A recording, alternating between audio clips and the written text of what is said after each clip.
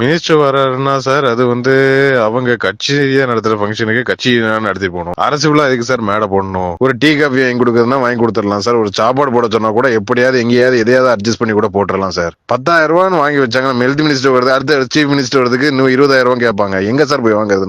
நம்ம என்ன ரெவன்யூ டிபார்ட்மெண்டா? சும்மா போயிட்டு எங்க 10 பேர்ட்ட கை நீட்டி காசு வாங்கிட்டு வந்து இங்கே போய் வந்து செஞ்சு எடுத்து கொடுக்கறதுக்கு உள்ள இருக்கக்கூடிய ஆயாமாக்கு சேலரி கொடுக்கறதுக்கே முடியல சார். ஆயாமா சேலரிக்கே மாசம் 1000 ரூபாய் கொடுக்கறதுக்கே டிடிஎஸ்ல ஃபண்ட் கிடையாது. என்ன சார் இப்படி போனா என்ன சார் செய்யறது? டிபார்ட்மெண்ட்ல நம்ம ஒரு ஒரு ஒரு ஸ்ட்ரெஸ்ஸோடயே வேலை பார்க்குற மாதிரியே இருக்கு. பிஎம்ஓ ஆனவன்ட்டு இருக்கு சார். டிடி ஆஃபீஸ்ல இருந்து இப்போ மினிஸ்டர் வர்றாருன்னா சார் அது வந்து அவங்க கட்சியே நடத்துற ஃபங்க்ஷனுக்கு கட்சி நடத்தி போகணும். அரசு விழா எதுக்கு சார் மேடை போடணும்? ஒவ்வொரு பிளாக்லயும் ஒவ்வொரு பிஹெச்சிக்கும் 5,000 ரூபா 10,000 ரூபா, முதல்ல 5,000 ரூபா நாங்க இப்ப 10,000 ரூபா கலெக்ட் பண்ண சொல்றாங்க சார். புது மெடிக்கல் ஆஃபீஸர்கிட்ட போய் என்ன சார் நம்ம கலெக்ட் பண்ண முடியும்?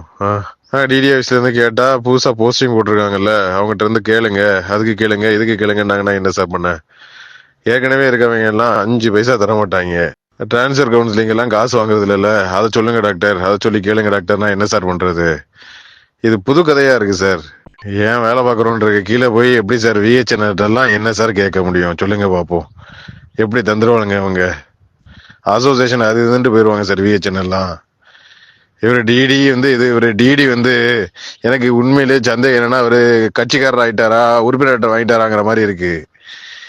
சுத்தமா ஒன்னும் புரியவே இல்லை சார். இது என்ன பண்றதுன்னே ஒன்றும் புரியல சார். இப்போ 2 நாள்ல வச்சுட்டு இப்போ அன்னைக்கு எல்லா மக்களும் அன்னைக்கு நம்ம கோயிலுக்கு இதுக்கெல்லாம் போவோம், நம்ம குலதெய்வம் கோயிலுக்கு போகணும்.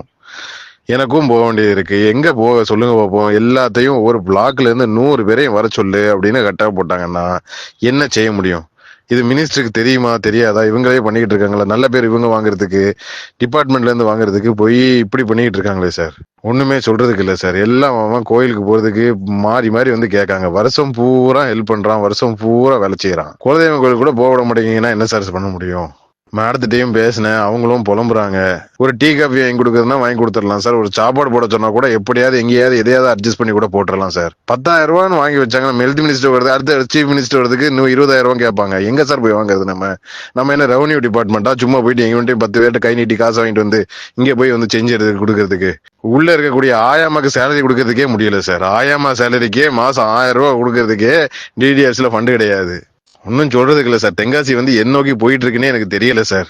நீங்க எல்லாம் சீனியர், நீங்க எல்லாம் போய் எதுவும் பேசுனீங்கன்னா தான் ஏதாவது ஆகும் சார். ஏதாவது கொஞ்சம் பார்த்து பண்ணி விடுங்க சார். இல்லைன்னா எல்லாரும் போவோம், ஒன்னா 10 வீதமும் போவோம், போயிட்டு என்னன்னு கேட்போம் அவர்கிட்ட டிடிட்ட.